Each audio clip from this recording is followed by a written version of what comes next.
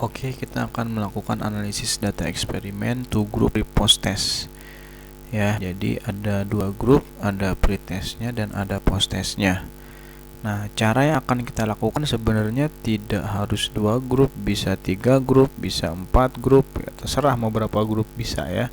Cuma ini contohnya 2 grup aja. Nah, ini ada simulasi. Responden disuruh zikir, yang kelompok A, yang kelompok B disuruh menyebut nama-nama orang, placebo itu ya istilahnya.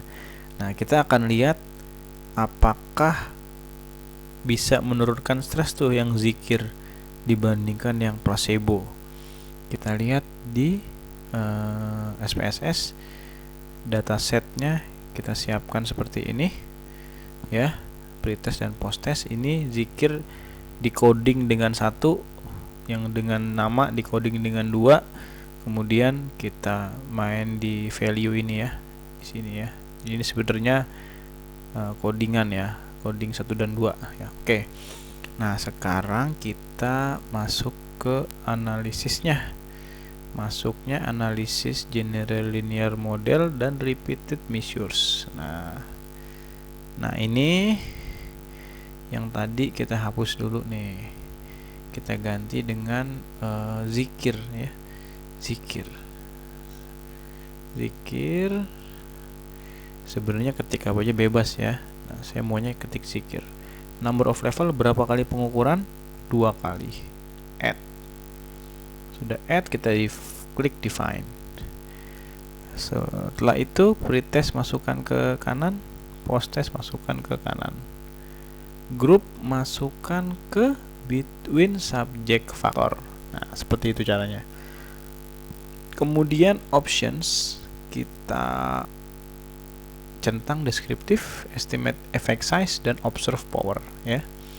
Centang, kita klik continue. Kemudian plots ada grafiknya. Yang horizontal yang zikirnya kita lihat sebelum sesudah prepostnya. Yang separated line yang grupnya masuk separated lines seperti itu. Kemudian klik add, klik continue, sudah, klik OK. Nah, kita tunggu outputnya. Oke, outputnya sudah selesai. Ini paling enak sebenarnya kita baca grafik dulu nih. Kalau yang seperti ini kita baca biasanya paling bawah grafiknya. Wah, grafiknya belum jadi nih, masih loading dia. Kita tunggu aja. Nah, udah tuh. Nah, ini grafiknya nih. Nah, yang hijau menyebutkan nama-nama, yang biru menyebut zikir. Dari grafiknya dua-duanya turun, tapi lebih turun mana? Lebih turun yang grup biru, yang grup zikir lebih cepat penurunan stresnya dibandingkan grup yang sekedar menyebut nama-nama. Seperti itu. Nah, kita lihat apakah ini signifikan. Kita lihat analisisnya. Yang pertama kita harus lihat adalah ini minnya ya, silakan kalau buat bikin grafik atau bikin laporan ini minnya perlu. Nah, sekarang apakah penurunannya signifikan? Yang kita lihat pertama adalah efeknya, dan kita harus lihat ke kita harus lihat. Nah, ini juga terjadi kasus seperti ini nih, sphericity testnya tidak muncul. Kalau sphericity testnya tidak muncul, artinya kita bisa pakai rumus yang mana saja gitu ya.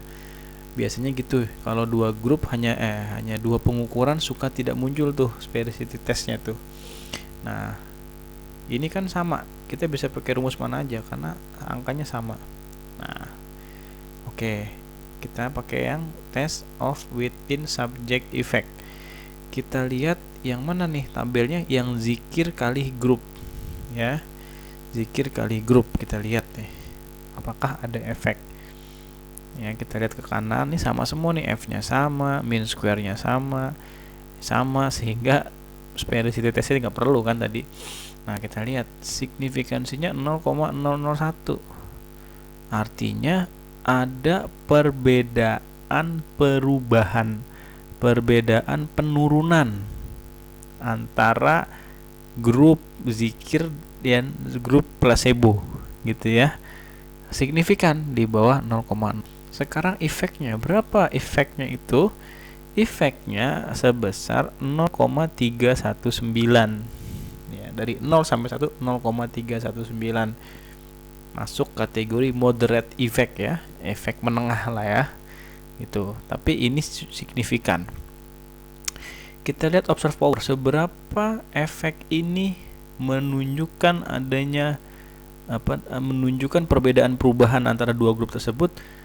Ternyata 0,9. Nah, ini besar nih powernya nih. Artinya secara meyakinkan bahwasanya grup zikir lebih turun stresnya secara drastis dibandingkan grup hanya sekedar menyebut nama-nama atau grup placebo.